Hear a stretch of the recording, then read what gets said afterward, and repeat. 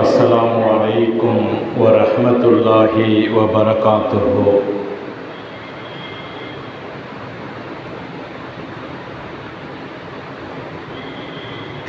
نحمده ونستعينه ونستغفره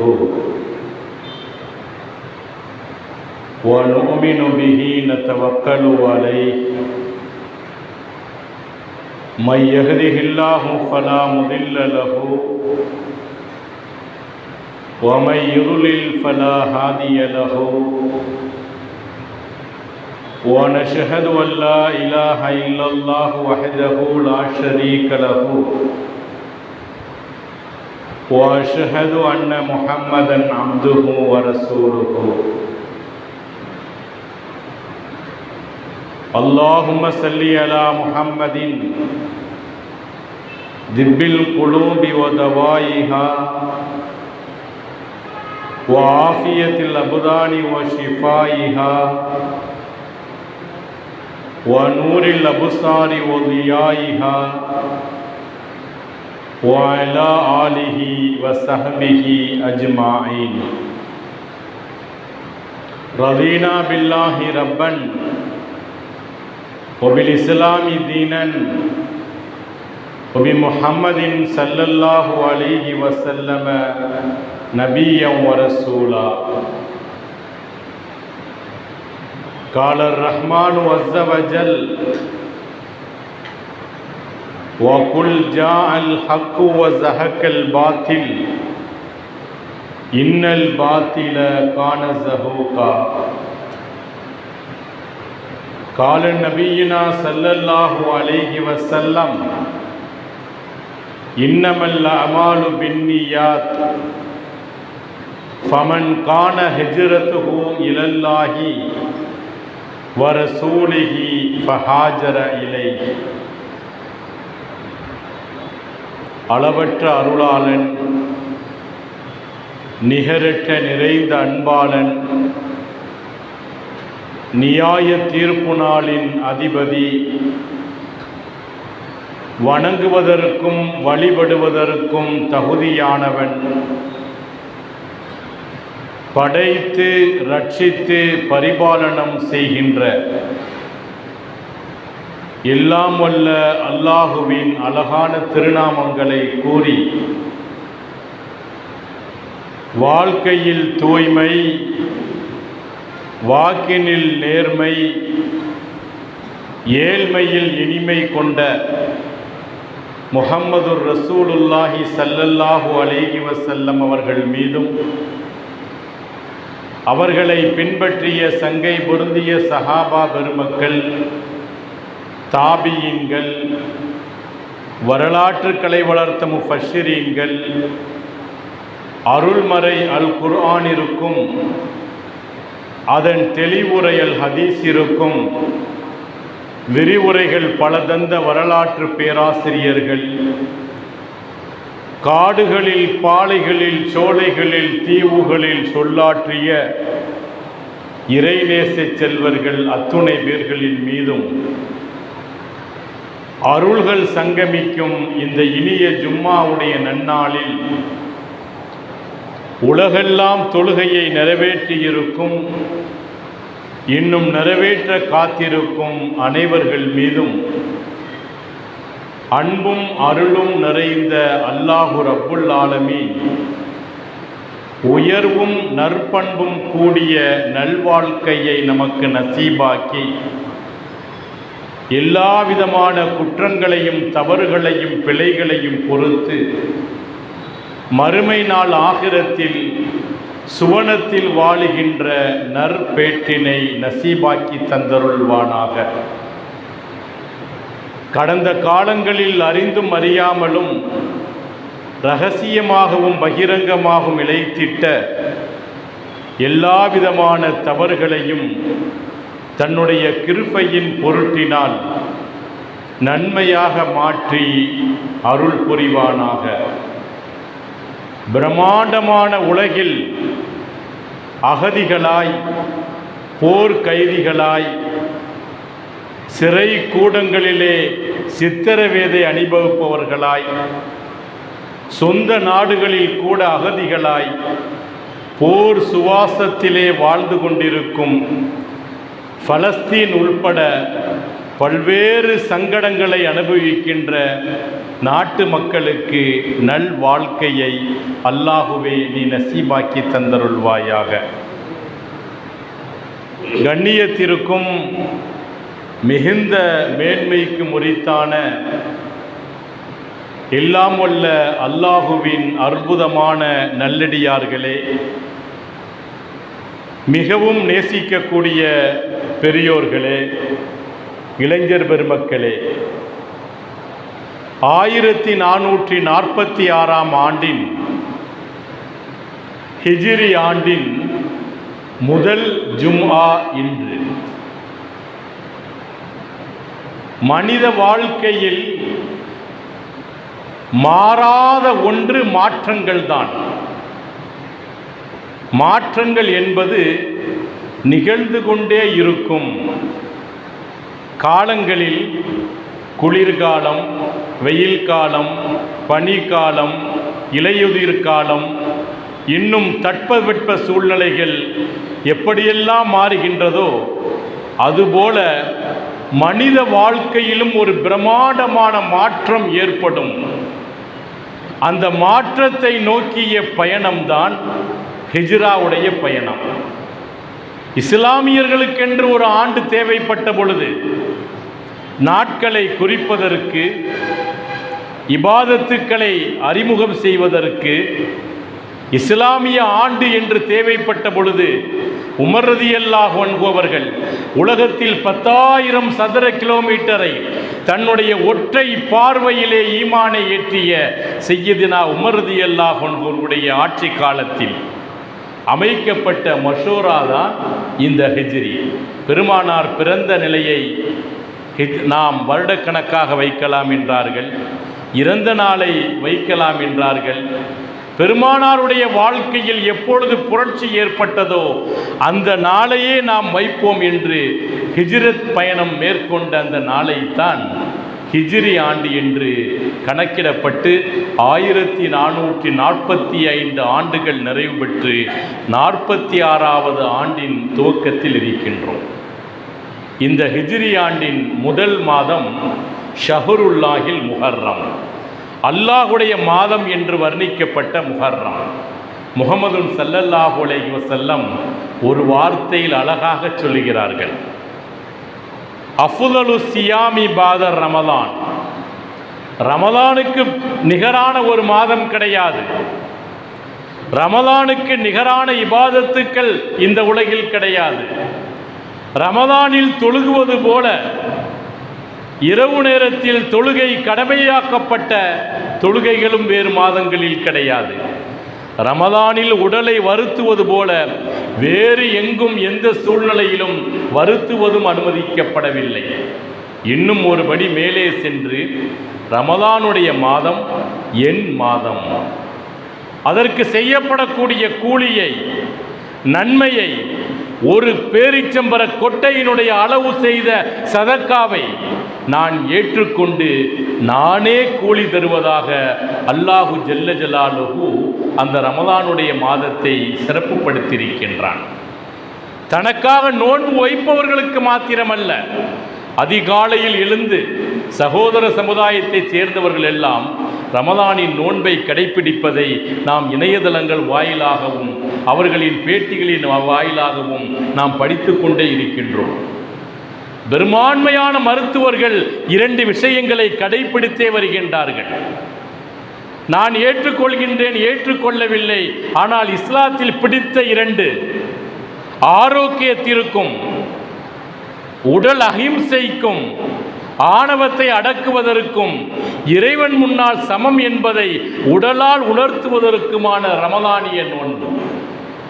அதுபோல சுத்தத்தை அறிமுகப்படுத்தப்படக்கூடிய ஹத்னா சுன்னத், விருத்த சேதனம், இந்த 2ஐயும் இஸ்லாத்தை ஏற்றுக்கொள்ளாத பல அறிஞர்களும் மருத்துவர்களும் அறிவுசால் பெருமக்களும் கடைபிடித்து வருவதை, அண்டை மாநிலமான கேரளாவில் நோன்பு திறக்கும் நேரத்தில் ஏற்றுக்கொள்ளாத பெருமக்கள் தானும் கலந்து கொண்டு நானும் நோன்பு வைத்திருக்கின்றேன் என்று செய்த காட்சிகள் எல்லாம் இணையதளத்தில் வருவதை நாம் அறிந்திருக்கின்றோம். ஒரே ஒரு நஃபில் செய்தால், ஒரே ஒரு சுன்னத்தை நிறைவேற்றினால் 70 மடங்கு நன்மை, ஒரு ஃபர்லை நிறைவேற்றினால் 70-700 வரையிலும் தரக்கூடிய நன்மை ரமதான். அந்த ரமதானிற்கு பின்பு முஹம்மது ஸல்லல்லாஹு அலைஹி வஸல்லம் சொல்லுகின்ற ஒற்றை செய்தி தான் நம்முடைய மனதில் பதிய வேண்டியது. ஒரே ஒரு வார்த்தை தான், அஃதலு ஸியாமுர் பாத ரமலான். ரமதானுடைய நோன்புக்கு பின்னால், அந்த ரமதானுடைய சங்கைக்கு பின்னால், ரையான் என்ற சுவனத்தை பெற்றுத்தரக்கூடிய ரமதானிற்கு பின்னால் ஒரு சங்கையான நோன்பு இருக்கின்றது என்றால், ஒரு கண்ணியமான நோன்பு இருக்குது என்றால், ஒரு வருடத்தினுடைய முன்பின் பாவங்களை அல்லாஹ் கேட்காமலேயே மன்னிக்கக்கூடிய நோன்பு இருக்கின்றது என்றால் அது சியாமுல் ஆஷுரா, ஆஷுராவுடைய நோன்பு என்கின்றார்கள் முஹம்மது ஸல்லல்லாஹு அலைஹி வஸல்லம். முஹர்ரம் மாதத்தில் 10வது நாளைத்தான் ஆஷுரா என்று சொல்லப்படும். ஆஷுரா என்பது ஒரு பள்ளிவாயிலின் பெயரோ அல்லது ஒரு வரலாற்றின் பெயரோ அல்லது ஒரு மனிதரின் பெயரோ அல்ல. ரமதான் முஹர்ரம் மாதத்தில் 10வது 10 என்ற எண்ணிக்கைக்கு அரபியில் அஷர, அந்த அஷர என்பதனுடைய பன்மை சொல்தான் ஆஷுரா. அந்த 10வது நாள் நோன்பு வைப்பதை முஹம்மது ஸல்லல்லாஹு அலைஹி வஸல்லம் தன் வழி பயிர்த்துகிறார்கள். அந்த நோன்பினுடைய சிறப்பை இன்னும் சொல்லுகின்றார்கள். உலகளாவிய அளவில் ஏன் இப்பொழுது அந்த நோன்பை வைக்க வேண்டும் தெரியுமா? இந்த வருடத்தில் வரும் திங்கள் செவ்வாய் பிறை 9, 10 இல்லை என்றால் 10 அல்லது 11 2 நோன்பாக நோக்க வேண்டும். யகூதிகள் தங்களுடைய வழிகாட்டியை பிரம்மாண்டமாக புகழ்ந்து கொண்டாடினார்கள். அவர்களுடைய கொண்டாட்டம் மிக அதிகமாக இருந்தது. ஒரு நாள் கொண்டாடினார்கள். இஸ்லாமிய சமூகத்தினுடைய லட்சியமே வஹலிஃபுல் யஹூத, யகூதிகளுக்கு மாற்றம் செய்ய வேண்டும் என்பதுதான். நாம் வைப்பது ஒரு நோன்புதான், அது எதிரிகள் யகூதிகளுக்கு மாற்றமானது. அவர்களின் சூழ்ச்சியினால் எவ்வளவு நாடுகள், இஸ்லாமிய நாடுகள் அடிமைப்பட்டு கிடைக்கின்றது, சின்னாபின்னமாக்கப்பட்டிருக்கின்றது. பல்வேறு குழந்தைகள் பள்ளிக்கூடங்களிலே குண்டுமலை ஒளிந்திருக்கின்றது. ரமதானில் ஒரு செய்தியை படித்தேன். இரக்கம் என்பது ஈமான் அல்ல, ஒரு இரக்கம் என்பது இருந்தாலே கண்களிலே கண்ணீருக்கு பதிலாக இரத்தம் வரும். அல்லாஹ்வே, நான் உனக்காக நோன்பு வைக்கின்றேன், இறைவா உனக்காக நோன்பை நிறைவு செய்கின்றேன். ஆனால் நோன்பு வைப்பதற்கும் எனக்கு உணவு இல்லை, நோன்பு திறப்பதற்கும் எனக்கு உணவில்லை. இந்த நிய்யத் ஒன்றுதான் நான் நோன்பு இருக்கின்றேன் என்பதற்கான அடையாளம், என்னை ஏற்றுக்கொள்வாயாக என்று இரத்த காயங்களோடு ஒரு குழந்தை வீடியோ வெளியிட்டிருந்தது. அந்த ரமதானுக்கு பின்பு யகூதிகளுக்கு மாற்றம் செய்வதற்கான, அவர்களுடைய அதிகாரங்களுக்கு அடக்குவதற்கான ஒரு வரலாற்று சிறப்புமிக்க நாள் ஆஷுராவுடைய நாள். அந்த வரலாற்றில் மிக பிரம்மாண்டமான செய்திகள் எல்லாம் ஆஷுராவை பற்றி பதிவு செய்யப்பட்டிருக்கின்றது. நபிமார்கள் பல பேருக்கு வெற்றியை கொடுத்ததும் இந்த ஆஷுராவுடைய நாள் தான். இறை தூதர் அய்யூப் அலைஹிஸ்ஸலாம் அவர்கள் இந்த நாளில் தான் கடுமையான சோதனைகளில் இருந்து மீண்டார்கள். இந்த நாளுக்கு யௌமுல் ஃபத்தாஹ், வெற்றியாளன் அல்லாஹ்வுடைய நாள் என்றும் பெயர் உண்டு. கடுமையான நோய், 14 மனைவிகள், ராஜ வாழ்க்கை, ஒரு குறுநில மன்னர், சகல வசதிகள், மின்னும் ஜொலிப்பும் தோல், அழகும் கூர்மையும் நிறைந்த கண், எல்லாம் போனது, எல்லாம் இழந்தார்கள். குடும்பம் பிரிந்தது, மனைவிகள் சென்றார்கள். கடைசியில் ஊர் மக்களே ஒதுக்கி ஒரு பாலைவனத்தினுடைய ஓரப்பகுதிக்கு சென்றார்கள். எவ்வளவு காலம் விளையாட முடியும் அல்லாஹ்விடத்தில்? அல்லாஹ் சோதித்து கொண்டே இருந்தான். கடைசியில் ஒரு கட்டம் வந்தது, ஒன்றுமே இல்லை.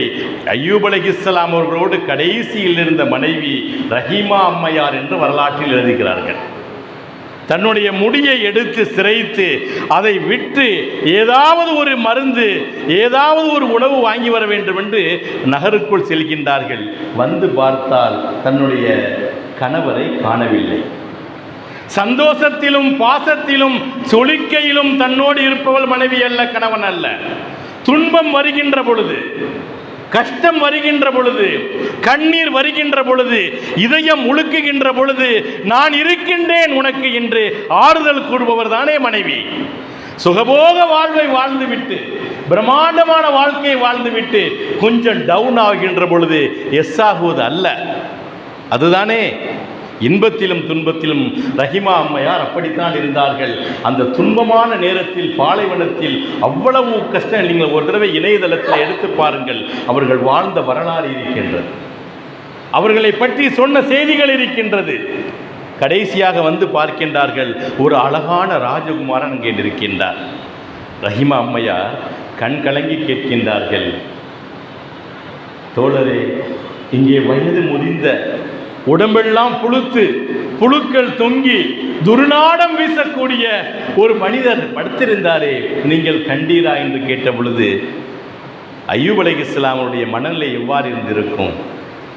ரஹிமா என்று நான் தழுதலுக்கு பெயர் கூட சொல்லவில்லை, அல்லாஹ் எனக்கு வெற்றியை கொடுத்து விட்டான், நான் தான் உனக்கு அய்யூப் என்று சொன்ன பொழுது அந்த ஆனந்த மகிழ்ச்சியை நினைத்து பாருங்கள். மாற்றங்கள் ஒன்றுதான் மாறாதது. சாம்ராஜ்ய வெறிபிடித்த சண்டாளன் ஃபிரௌன் இதுவரையிலும் எகிப்தினுடைய பாதுகாப்பு மியூசியத்திலே அவன் உடல் பாதுகாக்கப்படுகின்றது. எல்லோரும் இறைவன் இருக்கின்றான், இறைவனும் இருக்கின்றான், அல்லாஹ்வும் இருக்கின்றான் என்றுதான் இணை வைத்தார்கள் குஃபார்கள். ஆனால் அவன் என்ன சொன்னான் தெரியுமா? அந்த அல்லாஹ்வோடு இருந்தால் அவனையும் விட நான் பெரியவன் என்று அகங்காரம் கொண்டான் ஃபிரௌன். காலம் மாறியதா? நைல் நதி பிளந்தது. ஃபன் ஃபஜரத்து மின் புஷ்ணத்தா அஷரத்தை 12 பங்குகளாக நாம் பிரித்தோம். மூசா அலைஹிஸ்ஸலாம் அவர்கள் வென்றார்கள். நைல் நதியிலே ஃபிரௌன் வென்றான். அவ்வளோ பெரிய சாம்ராஜ்யத்தை அழிக்க முடியுமா என்று பேசினார்கள். அல்லாஹ்வுடைய நிகழ்ச்சியில் இறைவனை நம்புகின்ற பொழுது பிரம்மாண்டமான ஒரு மாற்றம் வாழ்க்கையில் ஏற்படும் என்பதை உறுதிப்படுத்துவதுதான் இந்த முஹர்ரம் மாதத்தில் வரக்கூடிய ஆஷுராவுடைய நாள். எந்த அளவிற்கு இறைவனோடு இணைத்தார்கள். நம்முடைய நோக்கம் அதுவாகத்தான் இருக்க வேண்டும். நாம் நம்முடைய குழந்தைகளை, நம்முடைய வாரிசுகளை, நம்முடைய உறவினர்களை சொத்து பத்து சுகம் இதை இணைப்பதை விட அல்லாஹ்வின் பக்கம் இணைக்க கற்றுக்கொள்ள ஆரம்பித்தால் அல்லாஹ் நமக்காக ஆகிவிடுவான். இந்த ஹிஜ்ரியினுடைய பயணத்தில் ஒரு பேரற்புதமான செய்தி சையீதுனா அபூபக்கர் சித்திக் ரலியல்லாஹு அன்ஹு அவர்களும் முஹம்மதுன் ஸல்லல்லாஹு அலைஹி வஸல்லம் அவர்களும் அந்த சவுர் குகையில் இருக்கின்றார்கள். 3 நாட்கள் அந்த குகையில் உள்ளே இருக்கின்றார்கள். அந்த வரலாற்றை தெரிந்திருக்கின்றோம். எதிரிகள் வெளியே வந்து விட்டார்கள் கொலைவெறி தாக்குதலோடு. முகம்மது இங்கே வாழ விடமாட்டோம் என்பதல்ல, எங்கும் விடமாட்டோம் என்றுதான் அவர்கள் நிச்சயம் இருந்தது. ஏனென்றால் அவருடைய கொள்கை பிறருக்கு எடுத்து சொன்னால் எல்லோரும் கேட்டுக்கொள்வார்கள்.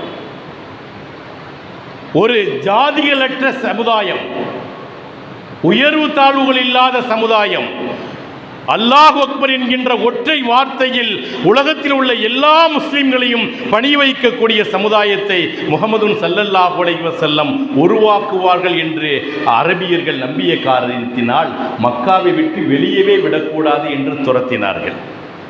அபூபக்கர் கேட்கின்றார்கள், யா ரசூலல்லாஹ், வெளியே பாருங்கள், குதிரை குளம்புகள், ஒட்டக சப்தங்கள், வெறி கொண்டவர்களினுடைய பேச்சு, சற்று குனிந்து பார்த்தால் நாம் இருவரும் தெரியுமே, என்ன செய்வது? இவ்வளோ பெரிய புரட்சிகரமான மார்க்கத்தை உருவாக்கிவிட்டு இங்கே நாம் அழிந்து விடுவதா? இந்த குகையிலேயே நம்முடைய வாழ்க்கை முடிந்து விடுமா?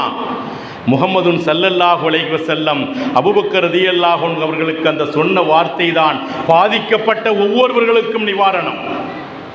சிரமங்களிலே வாழுகின்ற ஒவ்வொருவர்களுக்கும் வரப்பிரசாதம். தொழிலில் நிறுவனத்தில் மிகவும் பின்தங்கி தற்கொலை முயற்சிக்கு சென்று விடுகின்றார்களே, அவர்களுக்கு மீண்டும் உயிர் கொடுக்கக்கூடிய ஈமானிய உயிரோட்டம் அந்த வார்த்தை. முஹம்மது ஸல்லல்லாஹு அலைஹி வஸல்லம் அந்த சொன்ன வார்த்தையை மனதில் பதிய வைத்து பாருங்கள். அபூபக்கரிடம் சொன்னார்கள், லா தஹ்சன், நம்ம 2 பேர் இருக்கோம்னு கவலைப்படாதீங்க. இந்த 2 பேர் இருக்கோம்னு நீங்கள் கவலையே படாதீர்கள். ஹுசுன் என்றால் கவலை, கஷ்டம், துன்பம், துயரம், சோதனை, இயலாமை எல்லாவற்றிற்கும் அந்த அரபிய சொல் ஹுசுன் என்பதுதான். சொல்லிவிட்டு அடுத்து சொன்ன அந்த ஒரு வார்த்தையை மட்டும் நம்முடைய மனதில் நாம் பதிவு செய்து விட்டால் நமக்கு துன்பங்கள் எல்லாம் தூசியாகிவிடும். அல்லாமா ரூமி ரஹ்மத்துல்லாஹி அலைஹி என்று ஒரு தத்துவ மேதை, அவர்களிடம் அதிகமான பிரச்சனைகளை கொண்டு வருவார்கள். என்னுடைய நிலைமை எப்படி ஆகிவிட்டது, இவ்வளோ பெரிய பிரச்சனையில் மாட்டிக்கின்றேனே, இவ்வளோ பெரிய கஷ்டத்தில் மாட்டிவிட்டேனே என்று சொல்லுவார்கள். ரூமி ரஹ்மத்துல்லாஹி அலைஹி சொல்லும் பதில் என்ன தெரியுமா? ஒரே கேள்விதான், உன்னுடைய பிரச்சனை பெரிதா, இறைவன் பெரிதா?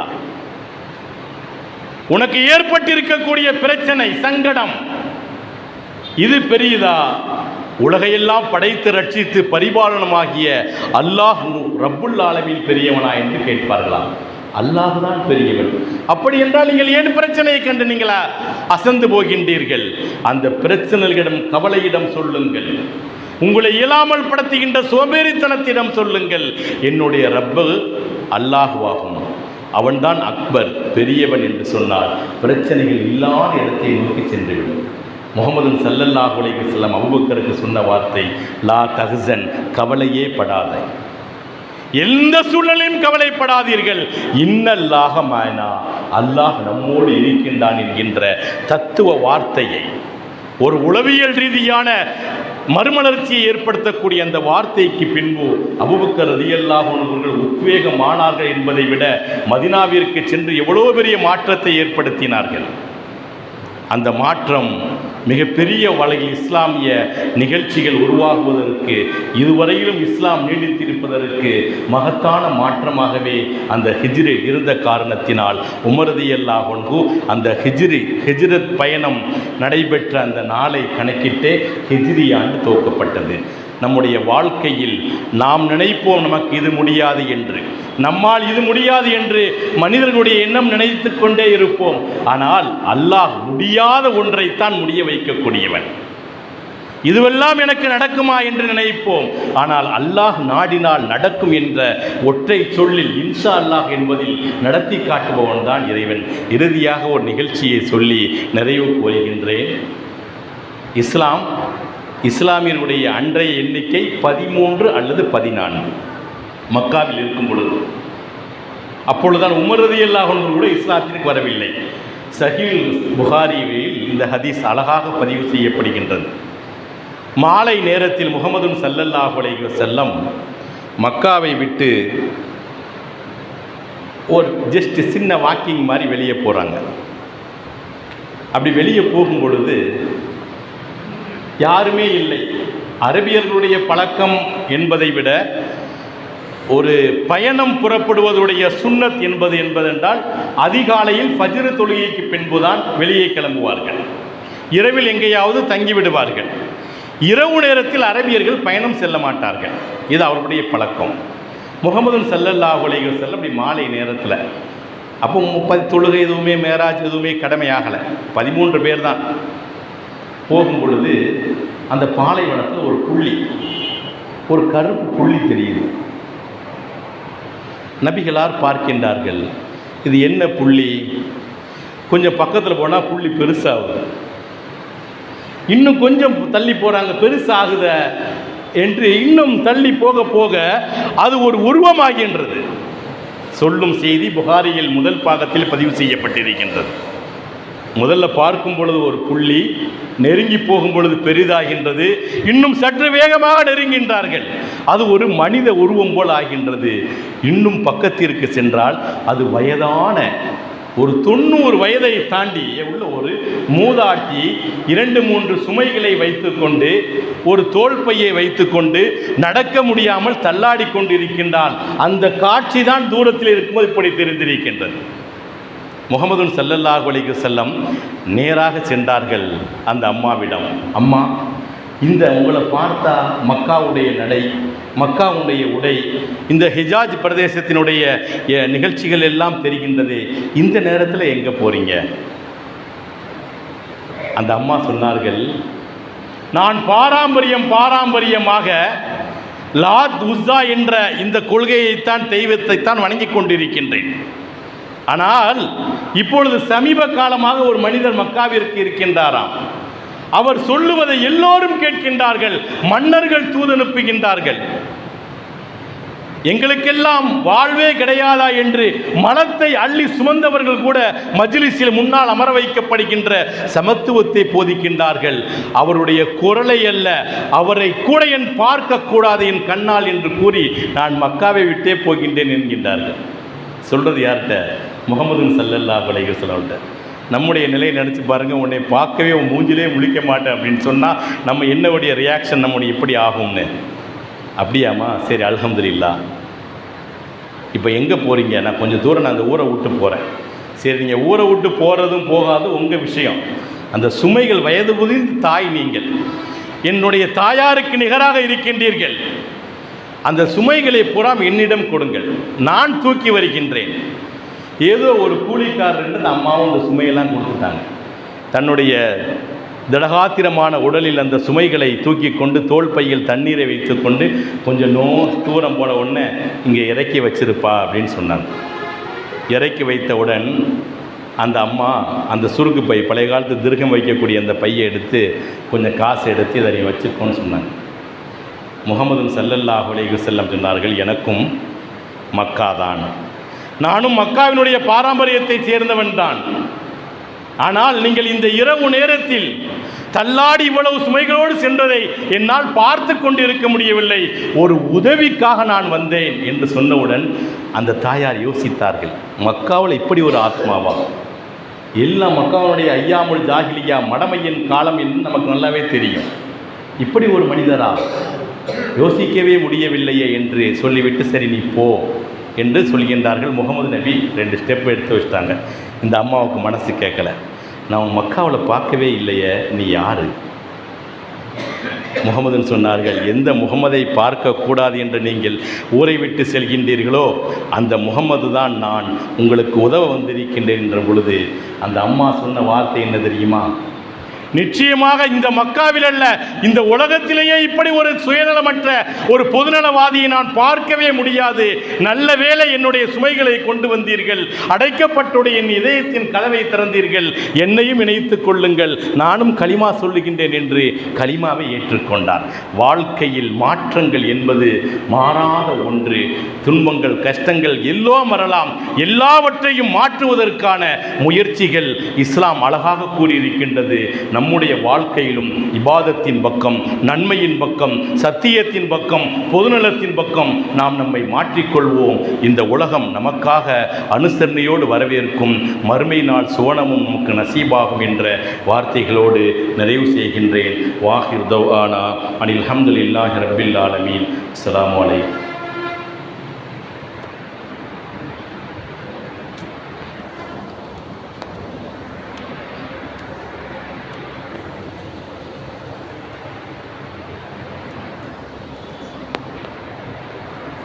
எடுக்கிறது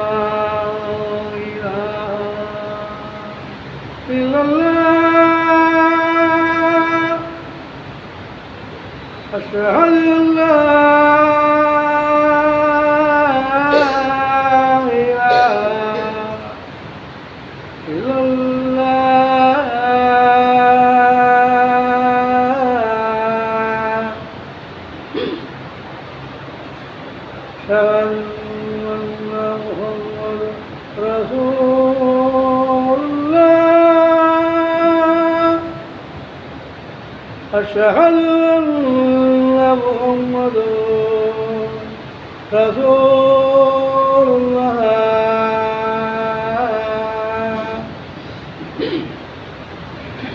حي على الصلاة،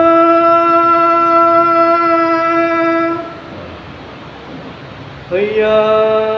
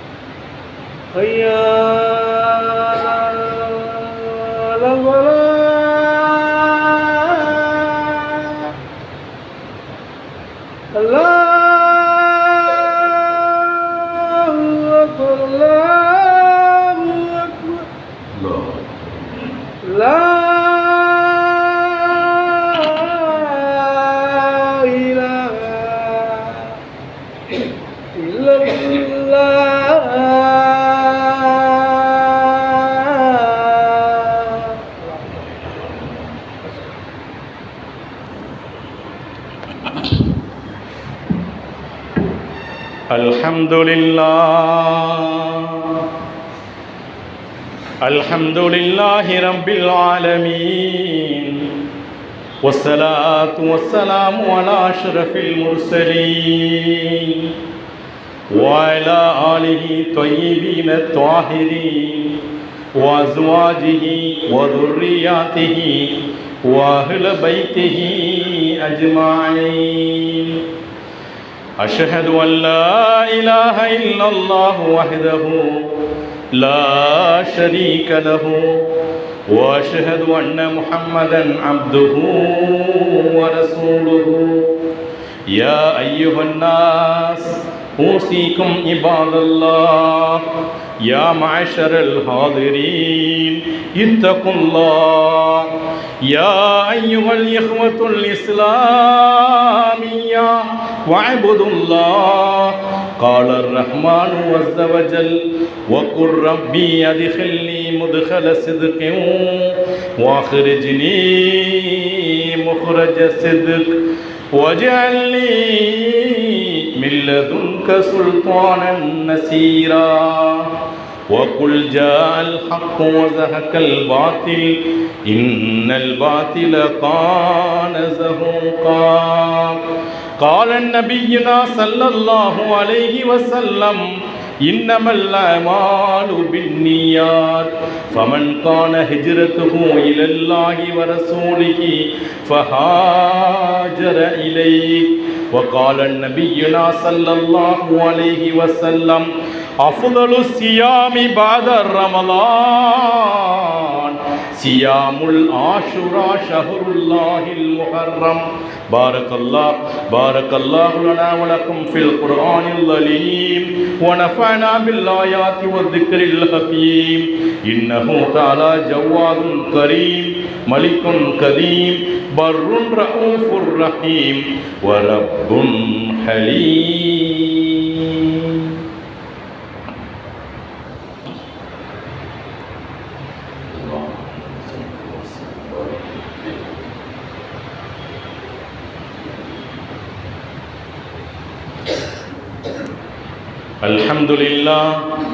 الحمد لله حمدا كثيرا كما أمر. وأشهد أن لا إله إلا الله وحده لا شريك له إرهاما جهد به وكفر. وأشهد أن سيدنا ونبينا مرشدنا مولانا سيد الخلائق والبشر إن الله وملائكته يصلون على النبي يا أيها الذين آمنوا صلوا عليه وسلموا تسليما. اللهم صل على محمد وعلى آل محمد وبارك وسلم عليه. خاصة خلفاء راشدين سيدنا أبو بكر وعمر وعثمان وعلي وسيدين الشهيدين سيد الشباب أهل الجنة الحسن الحسين وأمهما فاطمة الزهراء رضوان الله تعالى عنهم أجمعين. اللهم اغفر لي ولوالدي والأستاذ والجميع المؤمنين والمؤمنات والمسلمين والمسلمات الأحياء منهم والأموات يا قاضي الحاجات يا فو مهمات برحمتك يا أرحم الراحمين. اللهم أجرنا من النار. اللهم أجرنا من النار. اللهم أجرنا من النار سالمين وادخلنا الجنة في السلام الآملين. فانصرنا على القوم الكافرين. فانصرنا على القوم المشركين. فانصرنا على القوم المنافقين. فانصرنا على القوم اليهودي والنصارى يا أرحم الراحمين. اللهم انصر للمسلمين مسلمين الفلسطين يا ذا الجلال والإكرام. ربنا تقبل منا إنك أنت السميع العليم وإنك أنت التواب الرحيم. أعوذ بالله من الشيطان الرجيم إياك نعبد وإياك نستعين إن الله يأمر بالعدل والإحسان وإيتاء ذي القربى وينهى عن الفحشاء والمنكر والبغي يعظكم لعلكم تذكرون اذكروا الله يذكركم وادعوه يستجب لكم ولذكر الله تعالى وأولى وجل وهم وتم والله أكبر.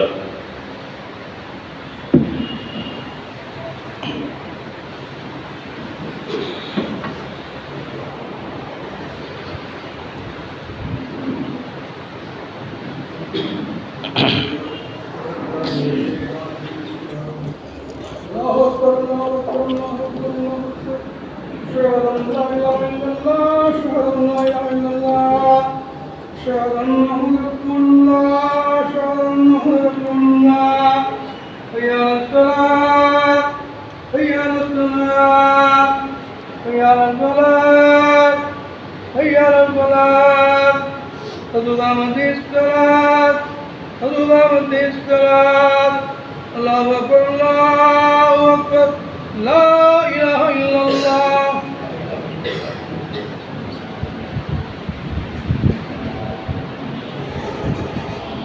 அகீமு சவ்வு சுஃபூஃபக்கும் ரஹிமக்குமுல்லா. வரிசைகளை நேராகவும் நெருக்கமாகவும் இடைவெளிகள் இல்லாமல் தோளோடு தோள் ஒட்டி அனைவரின் குதிங்கால்களும் ஒரே நேர்கோட்டில் உள்ளனவா என்பதை சரி செய்து சஃப்புகளை அமைத்து கொள்ளுங்கள்.